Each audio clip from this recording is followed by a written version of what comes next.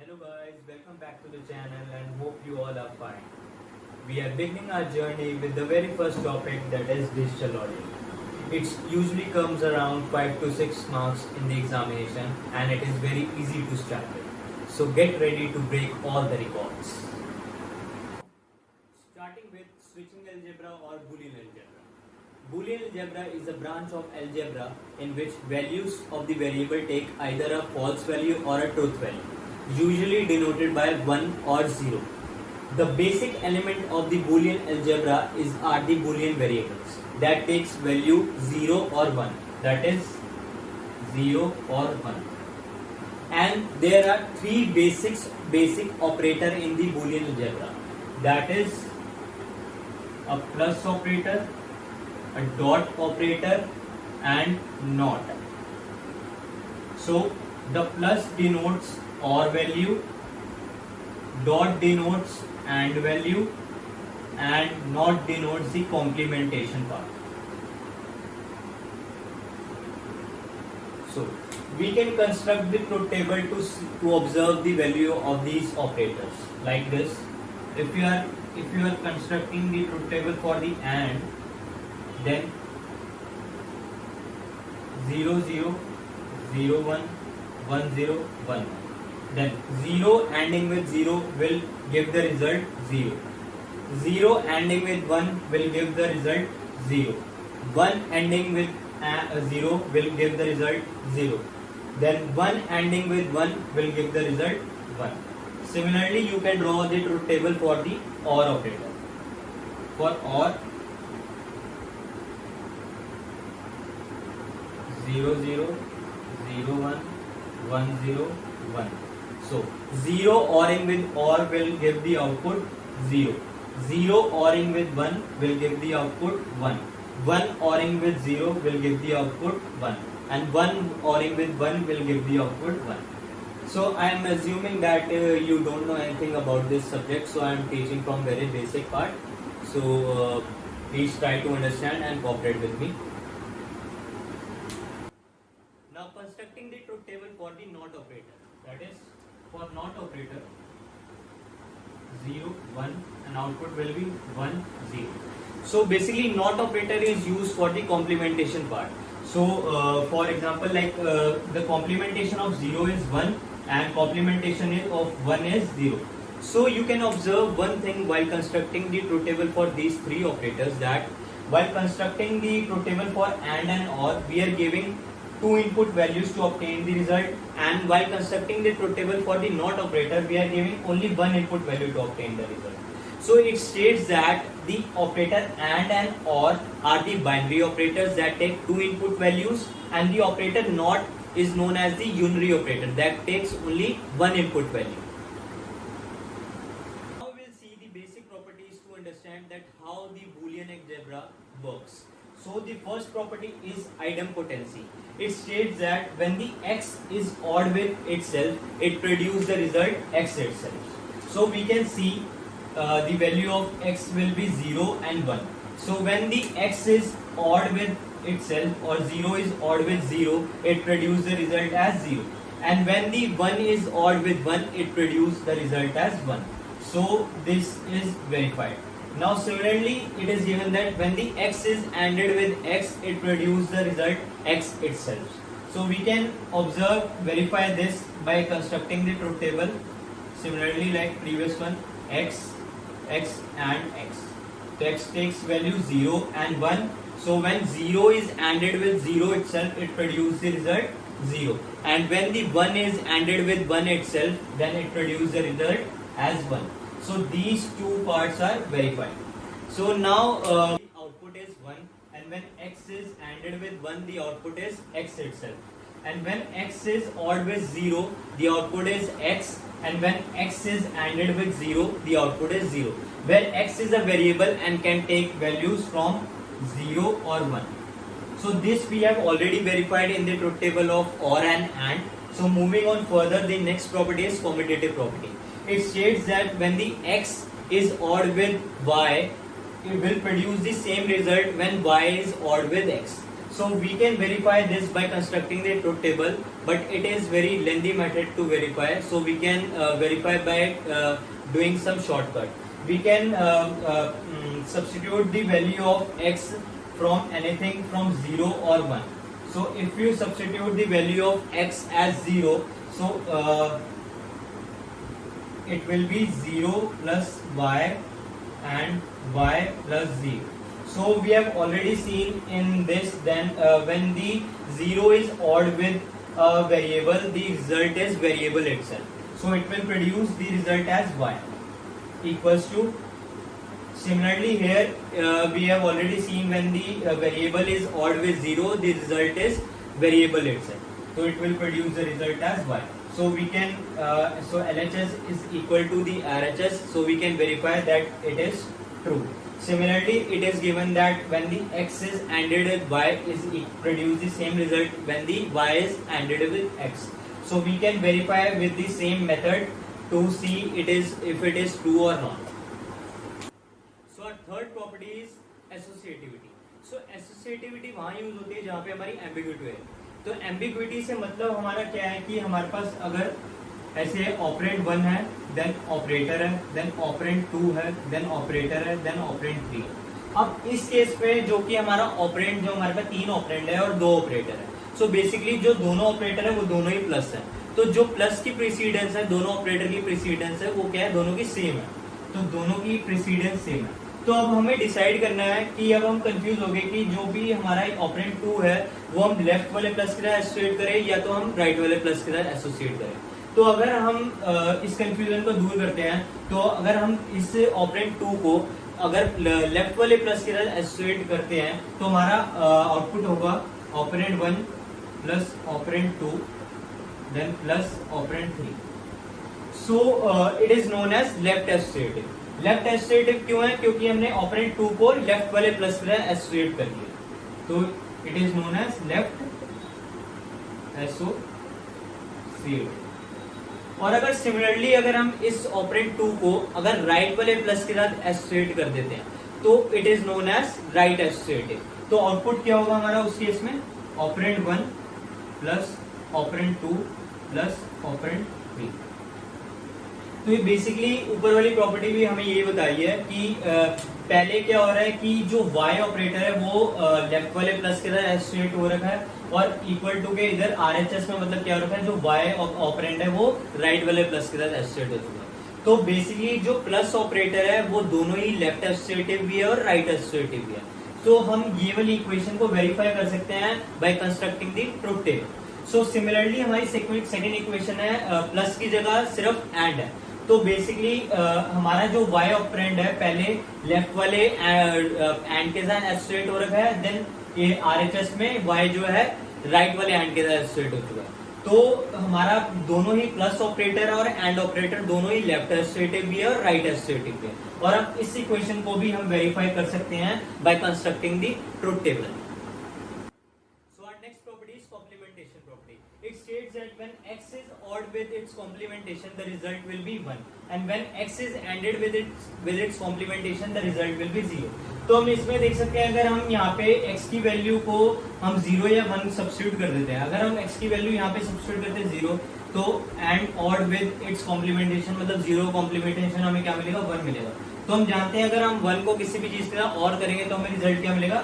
यहाँ पे 1 ही मिलेगा. सिमिलरली हम सेकंड इक्वेशन के अंदर भी देख सकते हैं कैसे अगर हम x की जगह 0 या 1 पुट कर देते हैं, हम 0 एंडेड विद इट्स कॉम्प्लीमेंटेशन मतलब 1, तो हम यहाँ पे रिजल्ट हमें क्या मिलेगा? 0. तो हमें पता ही है अगर हम 0 के साथ कुछ भी हम ऐड करते हैं तो हमें रिजल्ट क्या मिलने वाला है? 0 ही मिलने वाला है.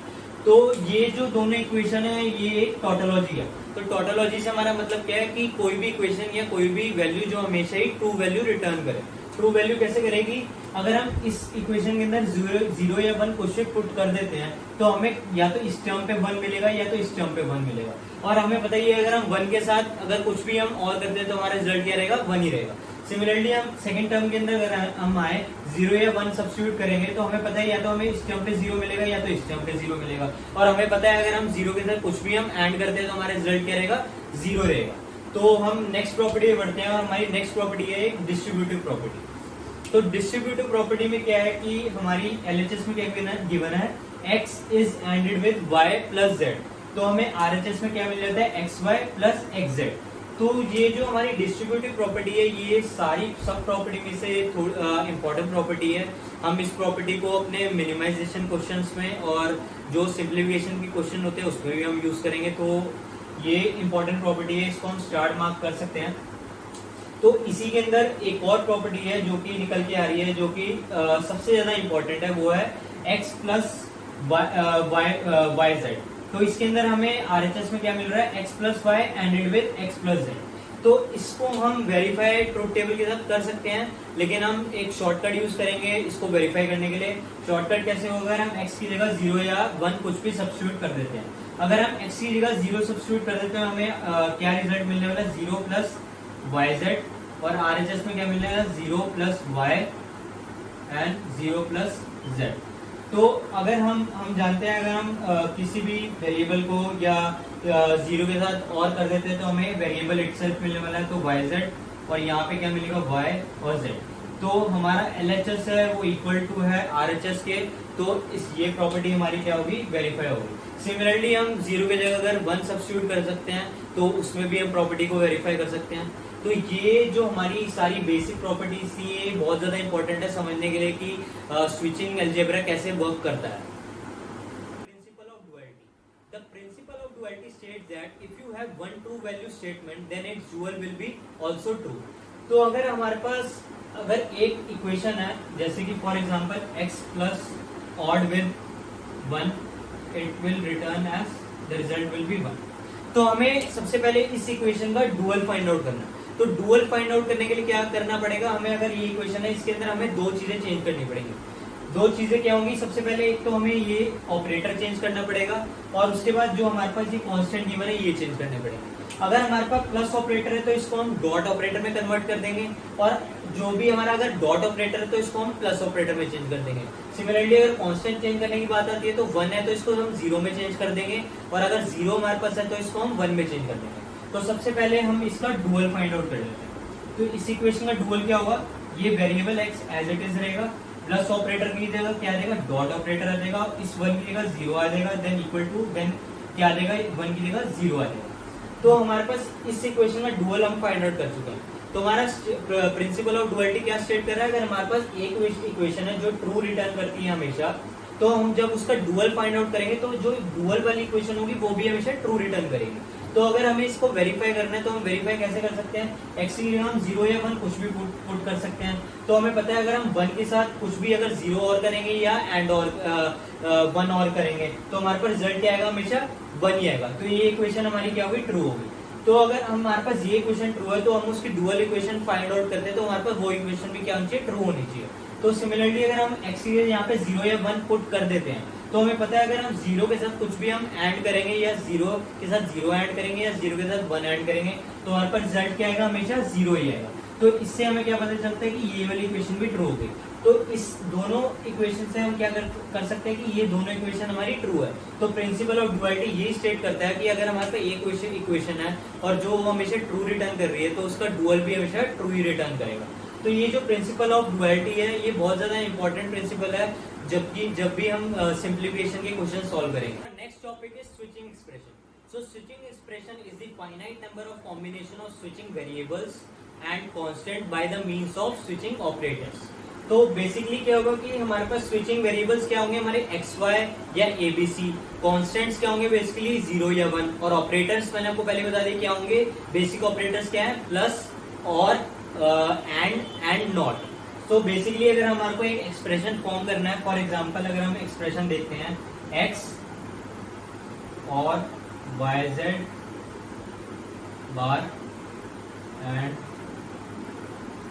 Z, तो हमारे पास एक क्या है, ये स्विचिंग एक्सप्रेशन। तो स्विचिंग एक्सप्रेशन के अंदर ये क्या होंगे, हमारे पास स्विचिंग वेरिएबल्स हो गए x, y एंड z, और ऑपरेटर क्या हो गए हमारे पास, प्लस हो गया हमारे पास इधर ऑपरेटर। तो अब हमें स्विचिंग एक्सप्रेशन हमने यहाँ पे बना दिया है, तो इससे हम क्या करेंगे, एक सर्किट अपना डिजाइन करेंगे। बट बेसिकली क्या होता है कि जितना बड़ा हमारे पास ये एक्सप्रेशन आया उतना ही हमारी क्या होगा, उतना ही बड़ा हमारा एक जो होगा सर्किट होगा।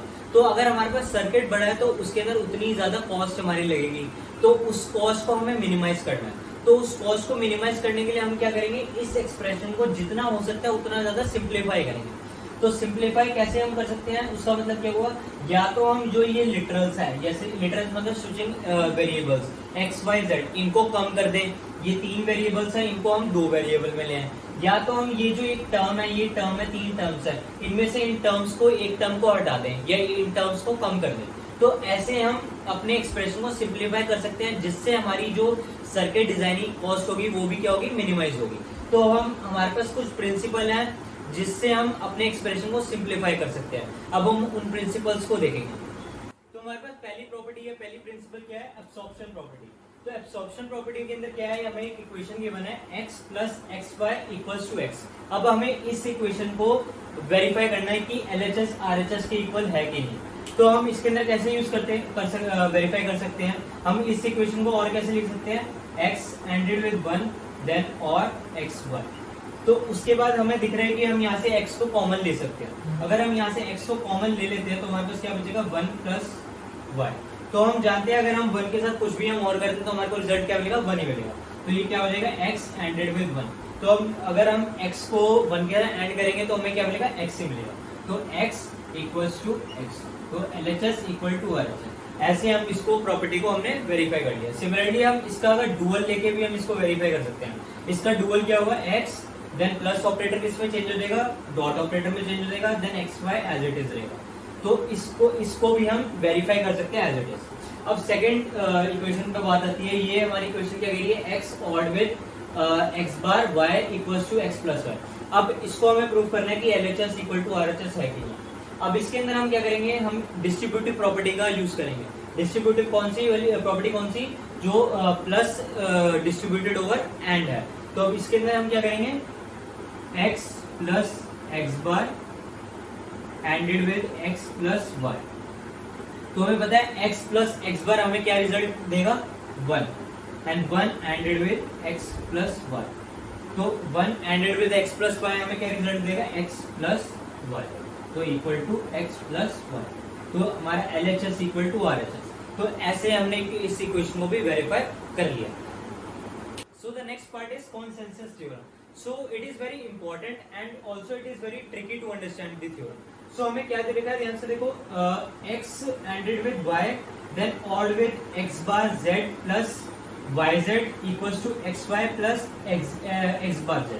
तो दोनों अगर हम LHS और RHS को अगर हम ध्यान से देखते हैं तो दोनों के अंदर क्या डिफरेंस है, सिर्फ एक टर्म का डिफरेंस है जो कि क्या है, yz हमारे LHS में है लेकिन RHS में नहीं है। तो बेसिकली ये yz क्या है, हमारी एक रिडंडेंट टर्म है, रिडंडेंट।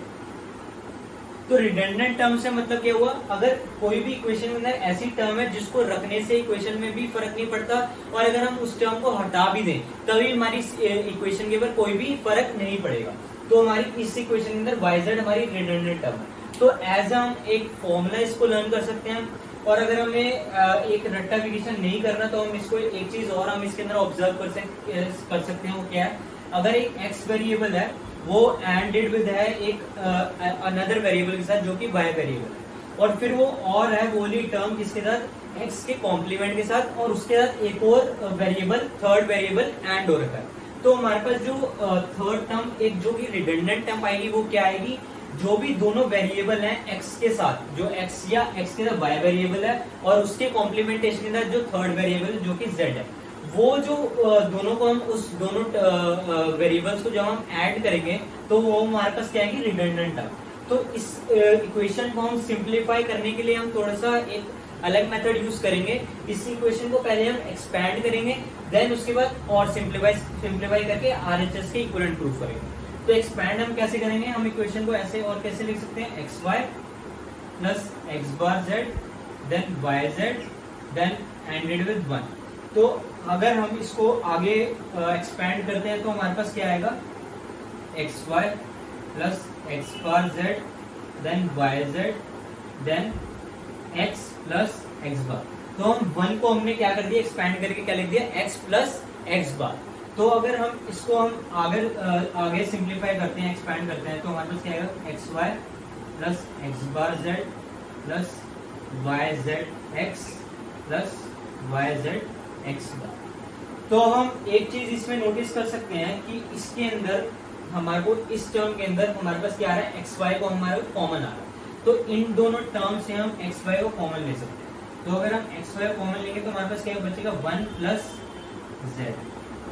ठीक है, सिमिलरली हम इसके अंदर क्या ले सकते हैं, एक्स बार को, सिमिलरली हम क्या कर सकते हैं, इन दोनों टर्म के अंदर क्या कॉमन ले सकते हैं, एक्स बार जेड को कॉमन ले सकते हैं। तो अगर हम यहाँ पे एक्स बार जेड को कॉमन ले लेते हैं तो हमारे पास क्या बचेगा, 1 प्लस 1। तो हम इसको देखें, अगर 1 प्लस जेड हम और कर रहे हैं तो हमें क्या मिलेगा, 1 ही मिलेगा।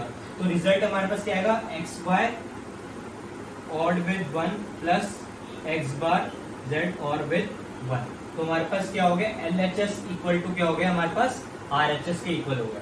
तो ये हमारी एक कॉन्सेंसस थ्योरम है जो कि बहुत ज्यादा इंपॉर्टेंट है, और हम ये आगे हमारी यूज होगी सिंप्लीफिकेशन क्वेश्चंस के अंदर और मिनिमाइजेशन क्वेश्चंस के अंदर।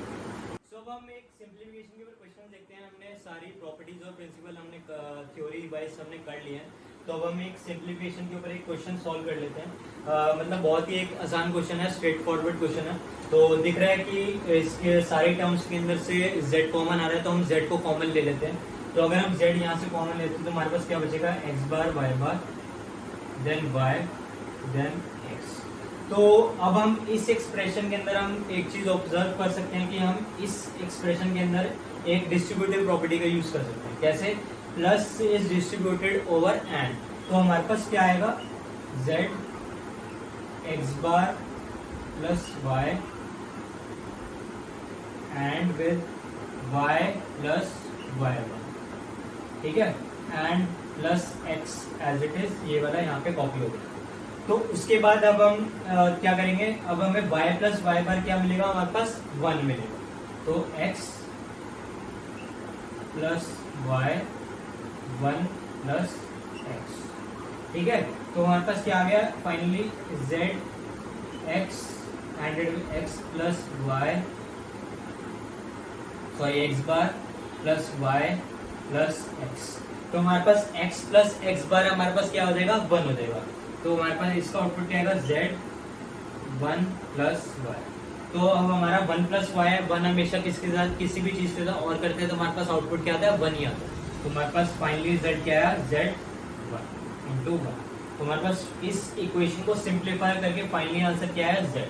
तो हम देख रहे हैं अगर हम इस एक्सप्रेशन को हमारे सर्किट डिजाइनिंग में यूज करते हैं तो हमारा सर्किट कितना ज्यादा बड़ा होता है और हमारे को कॉस्ट पे कितना ज्यादा नुकसान हो सकता था। अब हमने इसी एक्सप्रेशन को, अगर हमने इसको मिनिमाइज करके एक सिंगल टर्म के अंदर, सिंगल लिटरल के अंदर ले आए तो हमारा सर्किट होगा वो उतना ही छोटा होगा और हमारी कॉस्ट भी क्या होगी, मिनिमाइज हो चुकी होगी। So thank you.